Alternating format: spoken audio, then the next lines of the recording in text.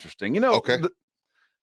you get so accustomed to being a Dallas Cowboy fan that you forget just the sheer avalanche of news that has been the Cowboys front and center in the offseason. And it's awful news. There's not been one good bit of news coming out of the Cowboys administration building since the final whistle blew.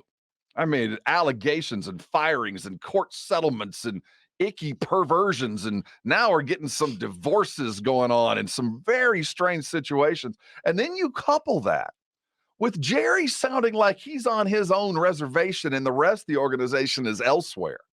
That, you know, the organization had negotiated this Randy Gregory deal, and it sounds like Jerry went to El Paso and threw that deal right out the window.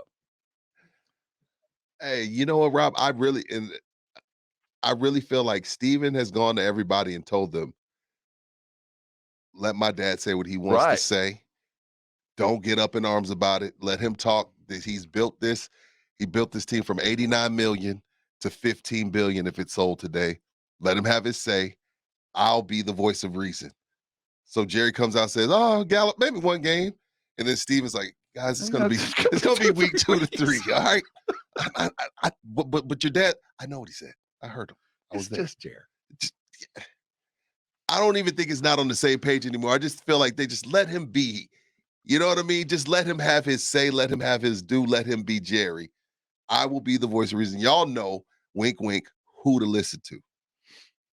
So we're gonna play 2 different cuts here from Steven yesterday. Let's do it. And the first one we laugh at because this is such a stock general manager question regarding the draft. Let's play 9. I think we need to pick good football players that help us win and make plays. I mean, obviously, we did a good job with that with Micah last year. I mean, they can't think that's going to happen, year in and year out. But you can, you have some really good football players. But we feel good about our football team. But obviously, we're going to be looking for some really good football players. We got 9 picks. We got 4 5s, and we got to make those early picks. We're going to have some great opportunities. Good guys early. The draft is very deep. Good guys Lots late. of numbers in this draft, and it's a good time to, have 9 picks. Well, Steven can't come out and say one thing, and then Jerry's like, well, hell, I like me this wide receiver. Yeah. I mean, so Steven's got to come out and say, we're going to pick good guys. Last I saw, we got 9. That's 8 plus 1. Or you can go 7 plus 2 to make that 9. Or I've even heard here tell you can go 6 plus 3. So we're going to go 9 picks, and they're going to be good guys. Okay, so we have that. But the fact of the matter is, we know where Jerry and Will McClay are looking, first of all. And this is, I think, the truth. And that would be 10. I mean, as we go, we'll see, where we are. I mean, you bring up a great one. I mean, we lost 2 really good receivers, in Amari and Said. So obviously, we signed James Washington, which is good. We really thought a lot of him coming out of Oklahoma State, and he played there in Pittsburgh and made some big plays for them. But certainly, we're looking to find some people who can make plays, and that receiver situation certainly jumps out. I mean, we've got Dalton, and unfortunately, Blake has had a tough deal medically in terms of his journey in the league. So out the door. In this league, you'd like to have this day and time with the matchups. You'd love to have more than just one tight end, and we mentioned the offensive line is important. I thought we have done a really good job on the defensive side of the ball of not having a lot of major issues there. I found that telling. Why is that? We're good on defensive line. We might look late. Oh. And I think, by most account, I think most of us can look at the Cowboys and go, you probably need to be looking at wide receiver or a receiver at an offensive line. You know what, though, Rob? I got to thinking about it last night, and I got to thinking about the way Dak plays. I feel like the James Washington sign could be good in this sense. Like Dak at this point in his career, keep in mind, like it takes some QBs 7 to 10 years to figure it all out. Mm-hmm. Dak is on that boat. And that's not a bad thing. It took Tom Brady a long time to figure this all out to where it all slowed down. And when you just look at past history of Dak's performances, The reason why Cedric Wilson got paid, the reason why Michael Gallup got paid, the reason why Schultz got paid is because Dak really has no time for the receivers that are schemed against. Like, he does well with his second, third, fourth options.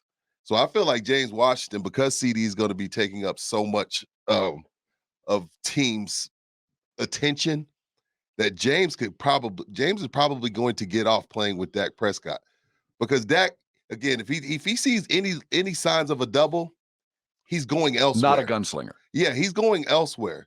So while James isn't a big name, I think y'all are gonna really like him in the start, because Dak he does well at going through his progressions, and he'd rather deal with a guy playing one-on-one, a la Schultz, a la Gallup, a la Cedric Wilson. So James might get off. I can see James having 80 catches and like 6, 7, 8 touchdowns. You brought up something I really want to dive into. I know we owe you headlines. We'll get there. That when Dak had to take over, they rushed him. He was given this high-powered machine, and they only allowed him to get into second gear. Like, don't screw this up. Right. First option ain't open to start with. Run or take a knee. Right. Don't make a mistake, and we'll win 13 football games. And they did. They did that. Just don't do anything dumb. Right. And he's been the product of that ever since. Now, I ask you this. Would the Cowboys be better off if Dak was a bit of a risk taker? If he didn't immediately make the read that he was taught to do the moment he stepped on the NFL football field, like, look, dude, do no harm. Don't even risk harm. Would you prefer that maybe he looked over and saw Amari Cooper doubled and said, you know what, damn it, I'm throwing it in there. I need to wing it in there because that's our guy. Is that not the problem at the end of the day? That he is so good at checking down to number 3 and not taking the risk that really makes the difference and makes you a winner as apart from being a very good player. The only thing that scares me about that is it gives me Jameis Winston vibes. Ooh, whereas he has 5,000 yards, but he has 30 picks. But let's be clear, he's not the most accurate passer. And that's it, right? So I think I like him in between. But I do wholly agree with you. But every now and then, I wouldn't mind him turning one loose. I'm not saying you want to do that all game, every game, but every now and then, like, take a chance. And I think that's why Amari got frustrated. Because, like, yo, I know I'm covered, but I'm Amari Cooper. Right. Like, come on, let's take some risk. And Amari got frustrated midway through the season with that. But Dak's like, dude, I want to live to fight another day. It's worked for me my entire career. And it's a paradigm. Either you're a gunslinger or you're not. That's just got to be, you got to be born with that. And Dak is not the guy that's going to go and throw $100K at Dogecoin. He's gonna be like, I'll buy a nice safe T-bill and pull 1.9%. Exactly. That's done. Mic drop.